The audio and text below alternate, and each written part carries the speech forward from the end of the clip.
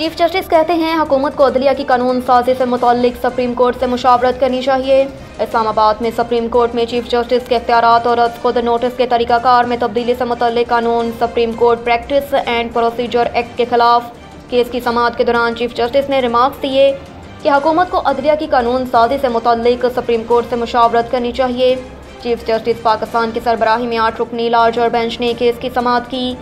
Bench میں justice اعجاز الحسن، justice منیب Akhtar, justice مظاہر علی اکبر Naqvi, justice محمد علی مظہر، justice عائشہ ملک، justice حسن رضوی اور justice شاہد وحید شامل ہیں۔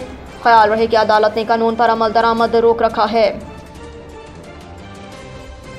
اوپن مارکیٹ میں روپیہ تگڑا، ڈالر 11 روپے سستا ہو گیا۔ گزشتہ روز اوپن مارکیٹ میں ڈالر 1 روپیہ کم ہو کر 311 روپے پر بند ہوا تھا، جبکہ انٹر بینک میں ڈالر 285 روپے 47 پیسے پر بند ہوا تھا۔ دوسری جانب پاکستان فاریکس ایکسچینج ایسوسی ایشن کے چیئرمین ملک بوستان کا کہنا ہے کہ پاکستان کی تاریخ میں آج پہلی بار ڈالر کی قیمت میں 27 روپے کمی ہوئی۔ بر وقت فیصلوں پر وزیر خزانہ اسحاق ڈار اور گورنر اسٹیٹ بینک کو مبارکباد دیتا ہوں۔ ملک بوستان کا کہنا ہے کہ کمرشل بینک کافی عرصے سے اوپن مارکیٹ سے کریڈٹ کارڈ کے لیے ڈالر ہائی ریٹ پر خرید رہے تھے۔ اوپن مارکیٹ میں ڈالر 315 کا ہوا تو اسحاق ڈار نے مجھ سے رابطہ کیا۔ اسحاق ڈار نے پوچھا انٹر بینک اور اوپن مارکیٹ میں ڈالر کا فرق اتنا کیوں ہو گیا؟ میں نے بتایا کہ کمرشل بینک کریڈٹ کارڈ کے لیے ڈالر خرید رہے ہیں، جس سے اوپن مارکیٹ پر اثر پڑا ہے۔ حکومت نے IMF سے موجودہ قرض پروگرام نامکمل ہی ختم کرنے کا فیصلہ کر لیا۔ ذرائع کے مطابق حکومت نے IMF سے موجودہ قرض پروگرام نامکمل ہی ختم کرنے کا اصولی فیصلہ کر لیا۔ موجودہ پروگرام 30 جون کو ختم ہو رہا ہے۔ اس کا 2 ارب ڈالر سے زیادہ کا قرض ملنا باقی ہے۔ 1 ارب ڈالر قرض کے لیے مذاکرات مکمل ہو چکے ہیں، لیکن اسٹاف لیول معاہدہ نہیں ہو رہا۔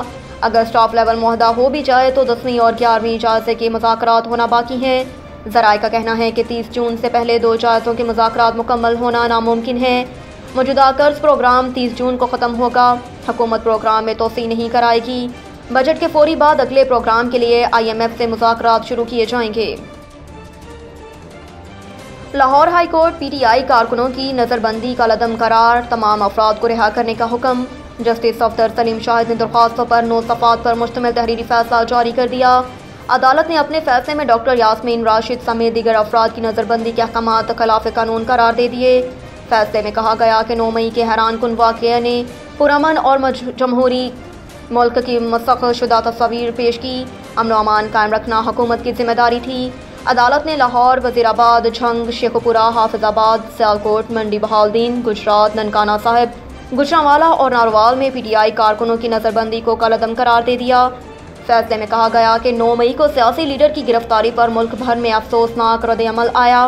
حکومت نے 9 مئی کے واقعے پر بغیر سوچے سمجھے لاتعداد نظر بندی کے احکامات جاری کیے۔